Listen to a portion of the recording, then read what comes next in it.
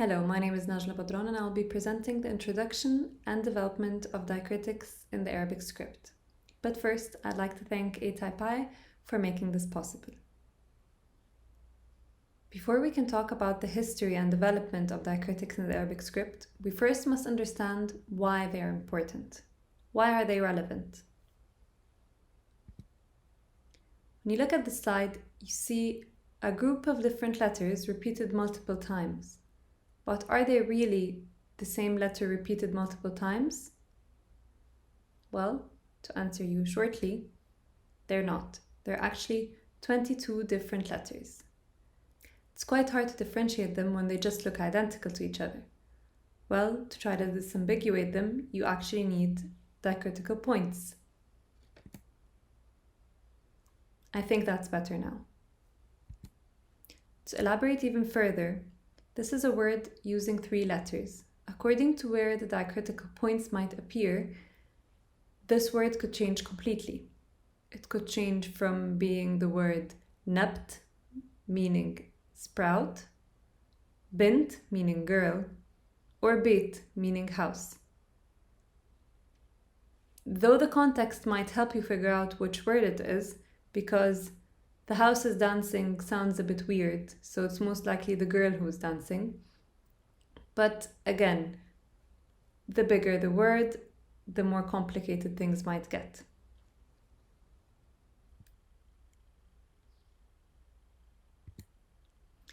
A story about how shocking things can get is a story about an Abbasid Khalifate called Ja'far al-Mutawakkil, who wrote a letter to one of his workers asking him to count the number of civilians and relay the number. A drop of ink accidentally fell on the letter Ha, which changes the meaning completely.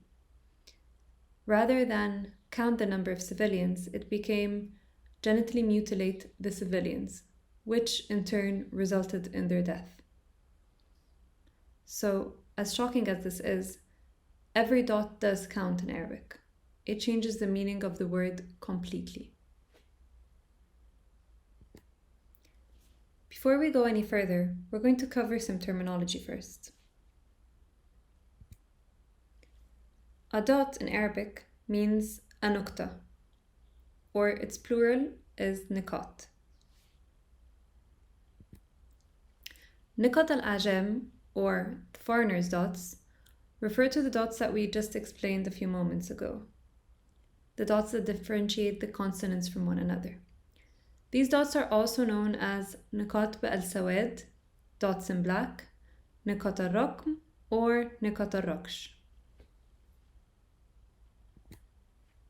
Moreover, the vocalization marks are known as niqāṭ al-a'rab, or the grammar dots.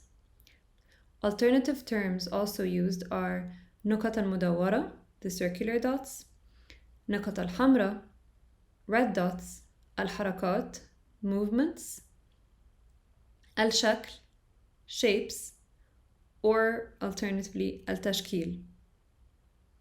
We will cover the vocalization marks shortly and elaborate further about why these different terms were coined. Now, what we're really here to talk about. How and why were the diacritics added to the Arabic script?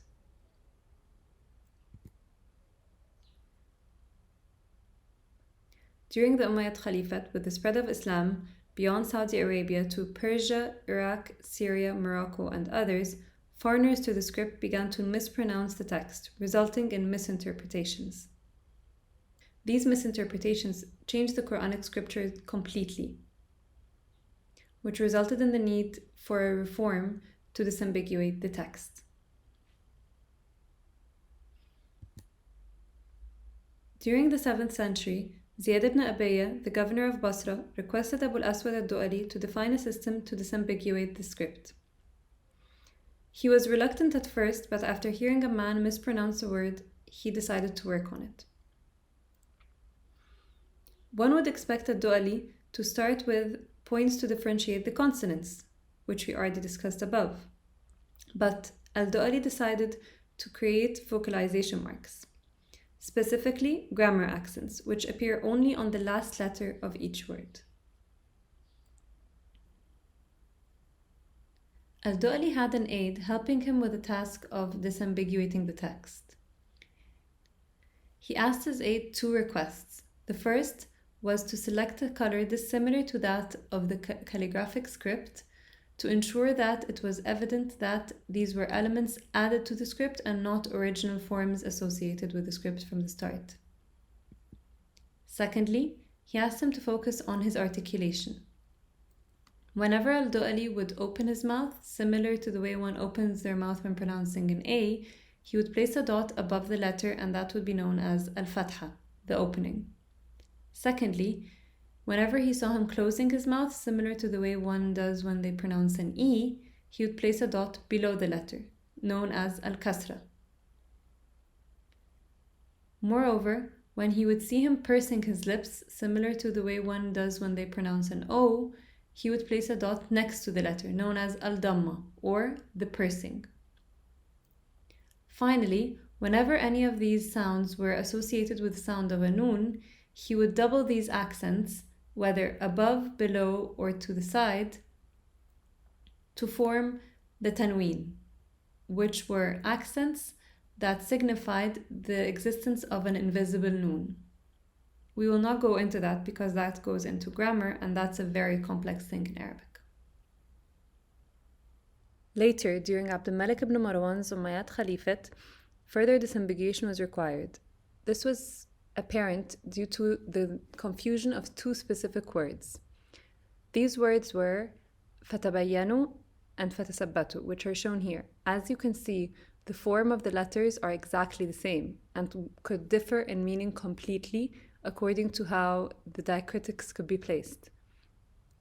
On the right is fatabayyanu, which means to make sure, while on the left it's fatasabbatu, meaning to stay. Similarly, another example of this was the word nanshuzha and nanshurha, meaning to move or to raise, and nanshurha meaning to spread. Both terms caused much confusion, which made Abd al-Malik ibn Marwan urge Al-Hajjaj ibn Yusuf al-Thaqafi, the governor of Iraq, to refine the system further.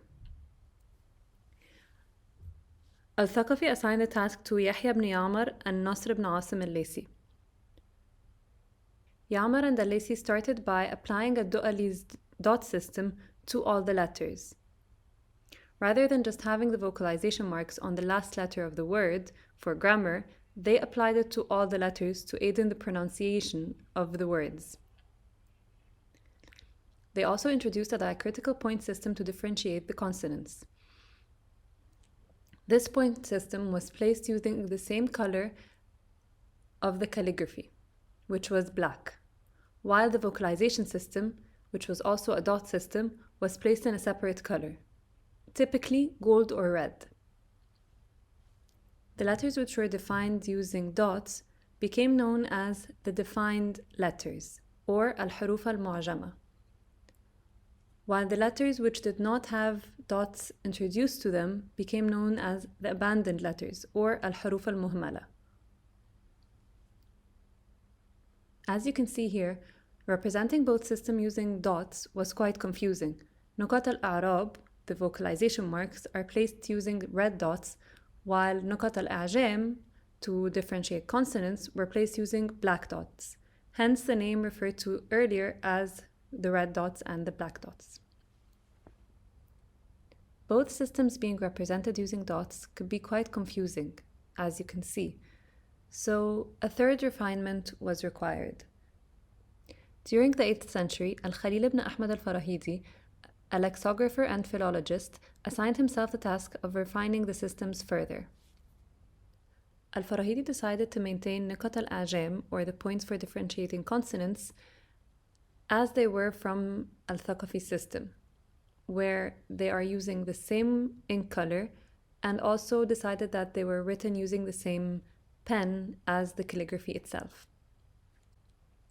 While for the diacritical accents or vocalization marks, he decided that they would use either the tip of that pen or a thinner pen thickness. He also inspired his system from Al-Du'ali in that he inspired each accent from a specific letter in the Arabic alphabet, where the fatha, which produces the sound similar to an A, is inspired from an alif, hence its elongated form, while the kasra was inspired from the letter ya, which is similar in sound as the E. Similarly, the dhamma was inspired from the letter waw, which was similar in vocal form as the letter O. In addition to the vocalization marks previously established by Du'ali, he added new accents. One of these accents was al-mad, which means the elongation.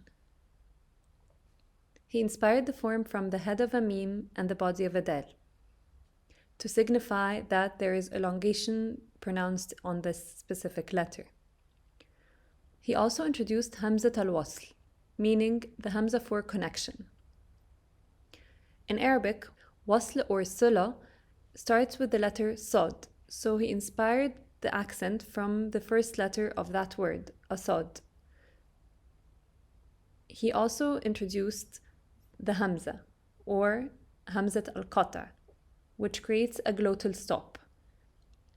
So he inspired the shape of the hamza from the letter ayn because both are articulated from the same area and create a glottal stop. These forms were further refined by his followers later on and simplified even further to the forms that we are familiar with today.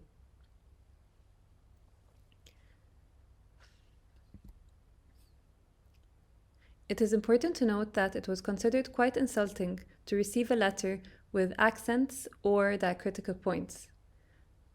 This is an interesting poem by Abi Nawais, a well-known Persian poet. He replied to a person who wrote him a letter using diacritics, saying, "To the writer who wrote to insult me. Not only did you write me using diacritical points, but you also included diacritical accents. I felt your mistrust in me and that you mistrust my knowledge of the writing."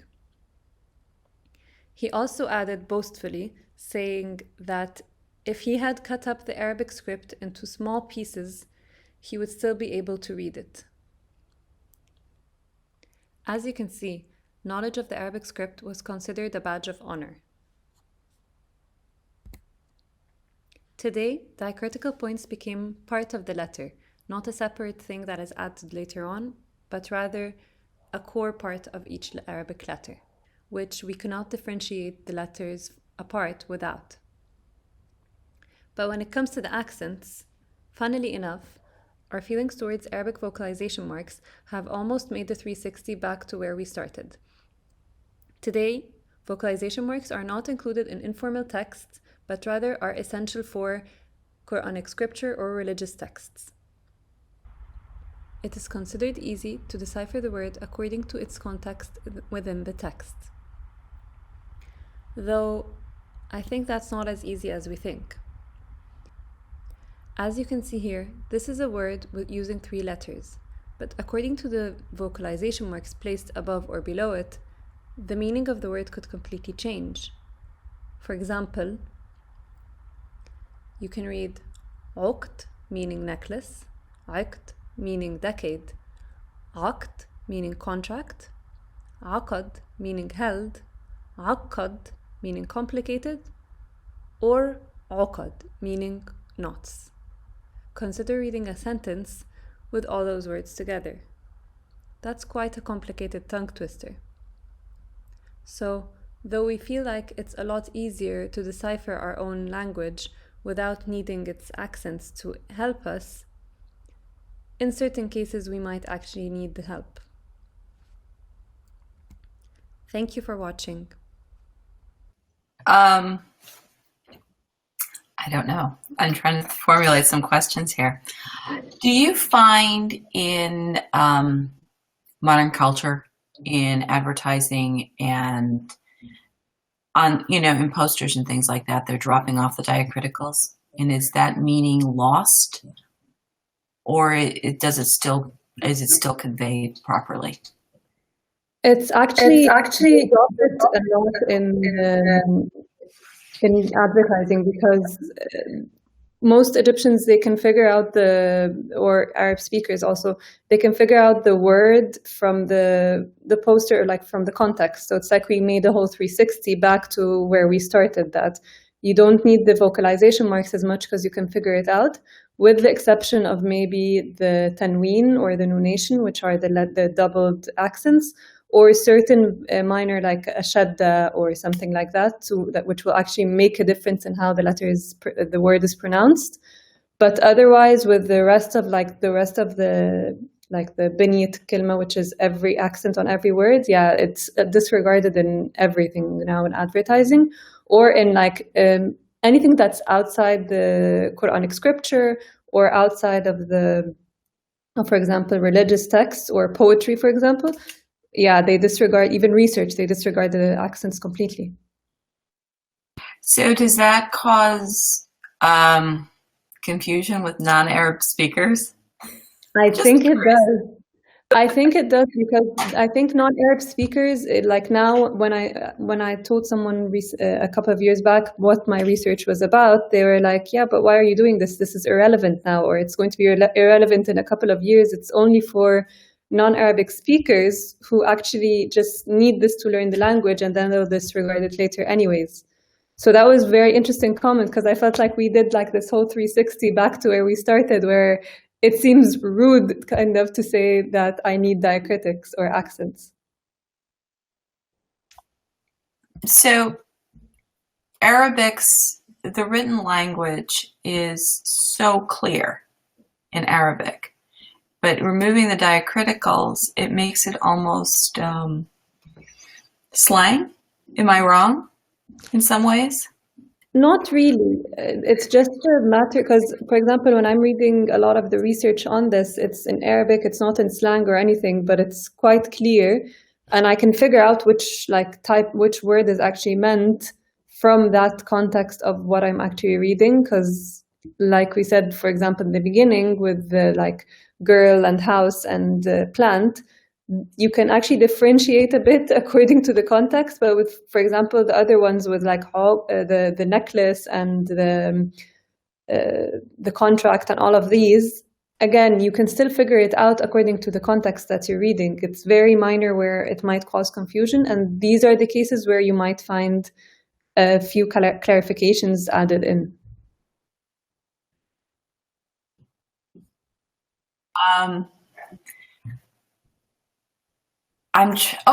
We may have a question.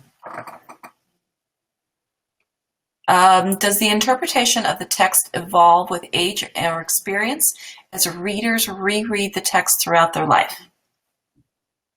I don't think so. I don't think it really affects. It's because you're used to reading the script in general, so how the interpretation might evolve doesn't really make a difference. This might happen more with the scripture, but that I think is if you're rereading the Bible, for example. Again, you might interpret something different each time you read it, or understand something on a deeper level. Do I understand context better with experience? I think compared to someone just learning the script, then yes, definitely I'd understand the context better with experience. But I think from a year ago to today, then no, I think I'd understand them the same, more or less.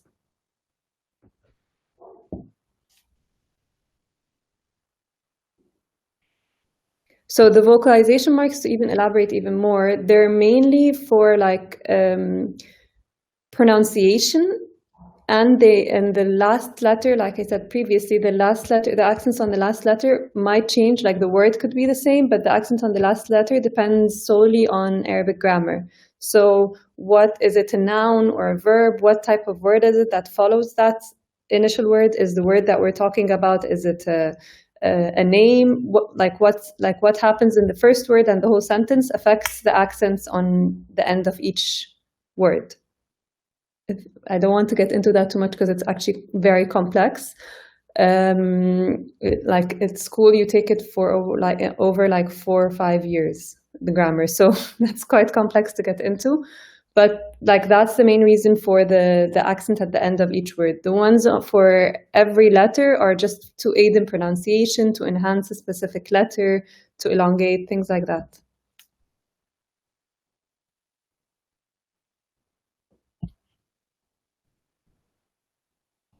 Are there any other questions?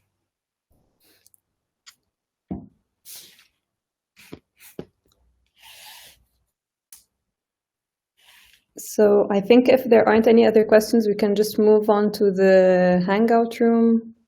So if anyone wants to ask anything live. I was actually just going to suggest that, and thank everyone for attending. Thank you very much for your presentation. It was extremely helpful. Thank you. It reminded me of my childhood, just saying. Because I remember my father saying, Dua, or, the caliph. And I'm like, what? Wait a second. I remember all this. Please join us in the Hangout rooms, and we will see you shortly. And if you're going to be in the Hangout room, I'm sure they'll have more questions by the time we get there. Yeah. Thank you very much. And thank you for attending. And I wanted to thank the ATypI team and you, Karima, and everyone for helping out with this. I know that things have been hectic, but you guys, your effort has been great. And thank you for your talks, because if without our speakers, we wouldn't be here either. Thank you very much, and see you shortly. Thank you. Yeah.